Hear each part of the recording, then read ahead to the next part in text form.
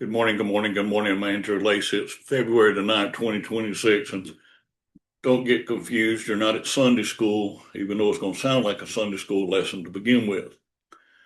But I want to be able to use this to tie in with where you are and what you believe and what you trust and what your faith is. As we all know, Moses took the Israelites out of Egypt, and there they were in the desert for that period of time. Well, it was getting ready for time for them to come into the land that they were promised, the land of Canaan.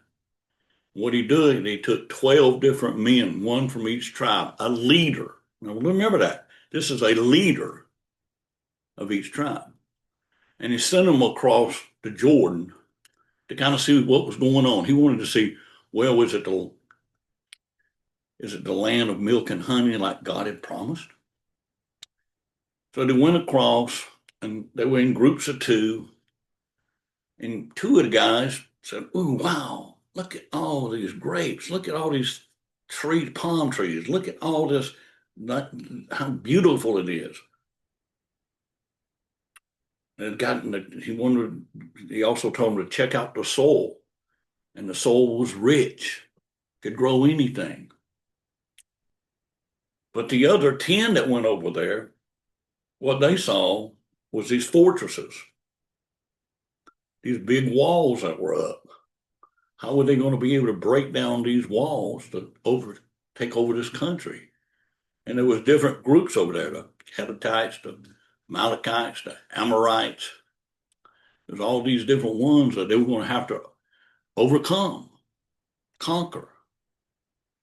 And some of these, they were from the family of what was Nob, which was giants. So Goliath, if I remember correctly, was around 9.5 feet. But the king of it, that's one tribe, his bed was 13 feet. So that's pretty big. But, and so when they came back and met with Moses and the Israelites, the first two guys were saying how great it was, how incredible the land was, how rich it was. What was it like? It was like with milk and honey. But the other people were saying, we can't overcome these giants. We're like grasshoppers compared to them. And two of the other guys said, well, they got these big fortresses up, these big walls up. We'll never be able to overcome that. We'll never be able to conquer that. Sometimes do you ever say, I'll never be able to conquer that? Or I'll never be able to overcome that? Now, I'm not sitting here, don't even sit here and thinking I'm acting like I'm Moses or God, because I'm not. But see, God had promised them this. And I can promise you your life will change if you change what you do, but you got to go across the Jordan. You got to have that step of faith to go out there and do it. And here is on Joshua and Caleb, I think, saying, let's go do it today. Let's go accomplish it. Let's go kick some butt. Let's take that country over. And everybody else is going, no, let's go back to where we were. Let's go back to, we'd be better off in Egypt. Now, see how many people on me go, oh, I'm afraid to step out. I'm afraid to take that chance. I'm afraid to, what are you afraid of? What do you fear? Well, let's go back to the Israelis. They had been promised this land. Now, we all know the story. What was the first city they came across? I think it was called Jericho. And if you were a child one time, you may have heard the song. Joshua fought the battle of Jericho, Jericho, Jericho. Joshua fought the battle of Jericho, and the walls came tumbling down. Now, how did that happen? Well, see, it didn't happen because they just went across the river. See, God told Joshua, hey, I want y'all one time a day to go stand up and all of y'all walk around the fortress, walk around the walls of Jericho, the city of Jericho, walk around it one time and do that 7 days in a row. See, I only want y'all to prospect 5 days in a row, once a week. Laugh out loud. But he said, on the seventh day, I want you to yell and scream and blow horns. Well, so they did it the first day and nothing happened. They did it the second day and nothing happened. They did it the third day and nothing happened. They did it the fourth day and nothing happened. They did it the fifth day. You know, how many people prospect 1 week and nothing happens? Or 2 weeks and nothing happens? Or 3 weeks and nothing happens? Or works in my workbook for 4 weeks and nothing happens? Or for 5 weeks and nothing happens? And 6 weeks and nothing happens? Well, see, it was the seventh week, seventh day that the walls came tumbling down.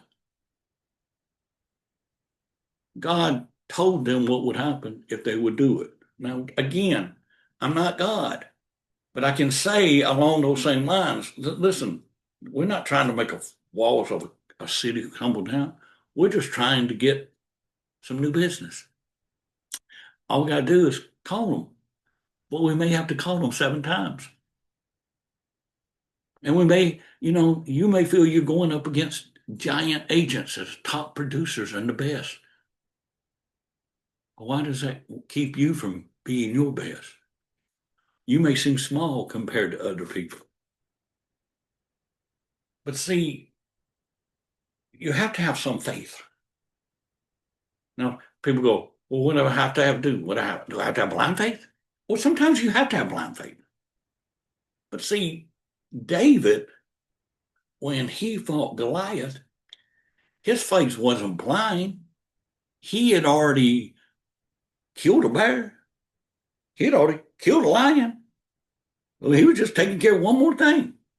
See, so many of you have accomplished things in your life. You don't have to have blind faith. You just have to have, hey, I can do this again. I can repeat it. I can get back up. I can go forward. I can make something happen. So many times when it seems like it's impossible, the impossible is in our mind. It's not that it is impossible. If you can change your mind to what you think is possible and not impossible, the impossible can become reality. People that will think you could never do that, that's in their mind. Don't let it get into your mind. If I lived my life on what people said I could do, I would not be here right now. I'd probably be a welder for this company or a pipe fitter like my dad. But my mother told me, Andrew, you can accomplish anything you want. You can be anything you want. I wish I could get you to have that childlike mind again that you can accomplish anything you want. Of course, I accomplish everything with God's help. I'll kind of say to this, if you're having problems with something, and I wasn't expecting to say this, if you have financial problems, you know what the answer is? Prayer. If your children's got problems, you know what the answer is? Prayer. If you have marital problems, you know what the answer is? Prayer.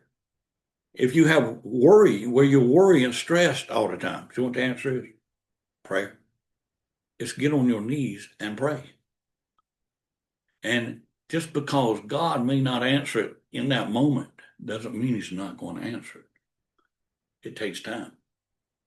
Just like it takes time to build a business. But if you're not going to cross the Jordan, if you're not going to step out and change what you're doing, where you just stay in, why do you want to stay in a desert when you can have the land of milk and honey? Why do you want to stay broke when you can become wealthy? You have to step out on that faith. You have to be engaged in the book. Now we're just talking about your business. You have to step out. You have to, I was so tickled and so happy with the 2-day I just did in Greenville. It was the best 2-day I've ever done. And I affected every person in that room in a positive way. To change your belief is to change your life. It's right here. It's what Jack Nicklaus said. It's the 6 inches between your ears that will determine if you're going to win or lose. And if you don't believe you're going to win, you don't need to try. So to change your belief, the simple belief for me is it's going to be a great day today. You know what it is today? It's a great day. You know what it is today? Somebody needs my help today. And I've done that this morning. And you know what it is? I don't think there's anybody better at helping people than me. I know there's not going to be a person out there that's working with agents or salespeople that get up every morning, 12 months in a row, every morning, and speak to them and encourage them.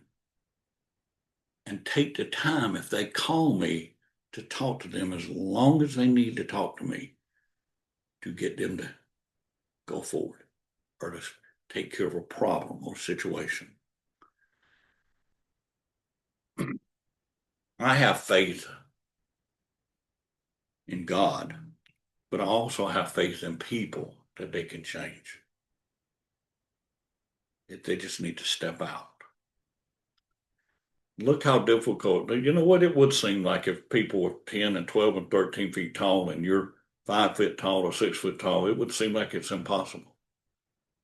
But God makes the impossible possible every day.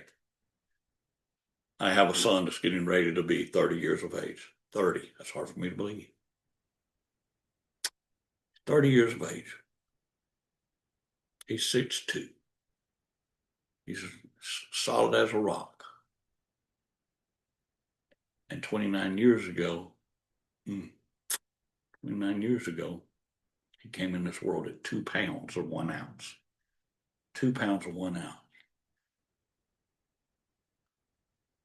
27 weeks, my wife was pregnant, and Dozier decided to arrive. But all we did was we prayed for him. And we said this, God, we knew before he was born if he'd make it or not. And if he doesn't make it, we'll see him in heaven. Well, we had the faith that he would be fine. And so many children that are born before 30-something months have all these problems with their body and different things, and their eyes not being able to see. Their eyesight's the last thing developed. And he has no problems. That faith and prayer and belief is kind of priceless. It's kind of priceless.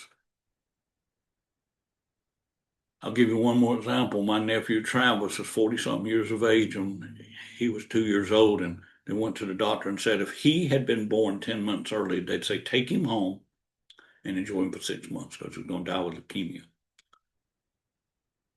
But medical had gone further up 10 years later that they were going to be able to try something. They was going to be able to change his bone marrow, spinal.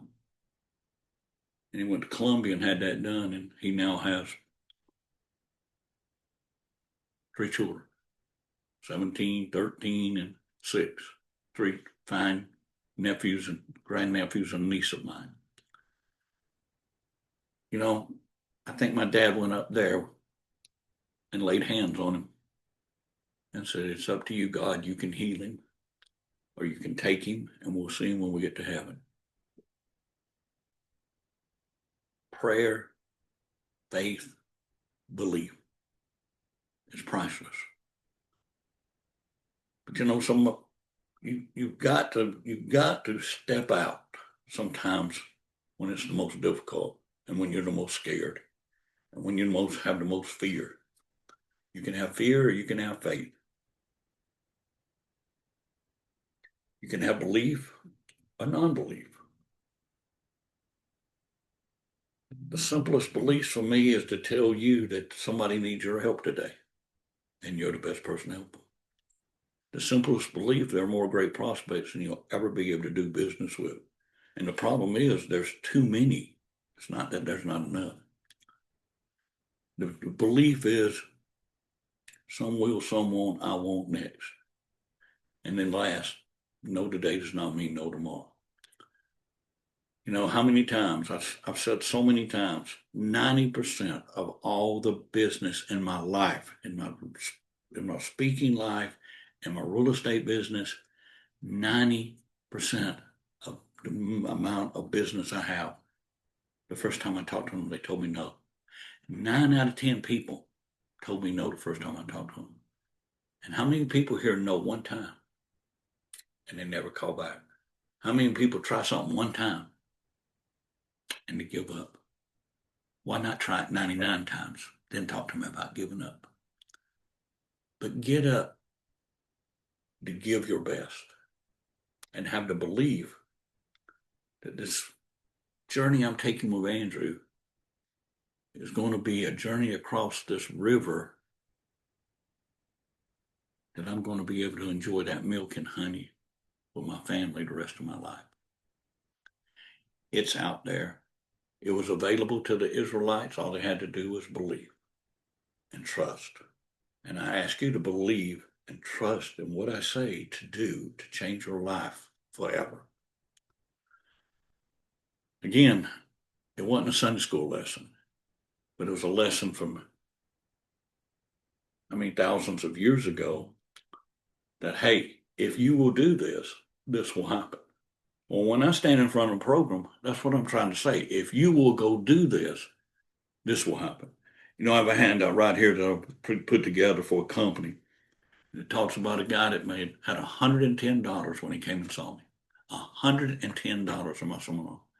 And in the last 2.5, 3 years, he's made $500,000. Think about that.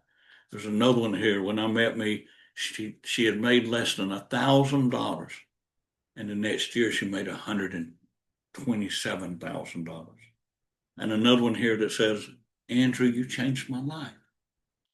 And another one says, Andrew, I am one of the top producers in all of Atlanta because I had the faith and belief in what you said and could do for me. Here's just a few testimonials of thousands. I want you to be that next person to step out on faith and trust and believe and do the things I say to change your life forever. God bless you and have a great day.